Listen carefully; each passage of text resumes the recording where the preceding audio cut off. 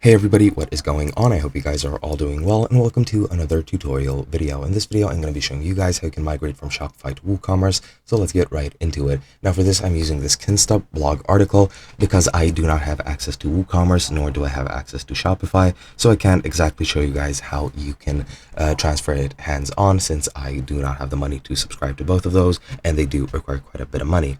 Now, I'll be going through these steps, and they are quite concise and quite useful, so let's get right into it. Firstly, what you're going to need to do is set up WordPress using the standard methods. Just install WordPress and install everything that you need. And once you're done with that, you need to install WooCommerce if you don't already have it. Nowadays, it's pretty much an integrated app, so it'll be with WordPress as soon as you install WordPress. However, if it's not, just go to the plugins section and install the plugin, and then it should be good. Just search for WooCommerce, install it and activate it, and you should be good. After that, you just need to export your products from Shopify. Just go to your products tab and click on export it as a CSV for Excel, numbers, or other spreadsheet programs, and that is basically it.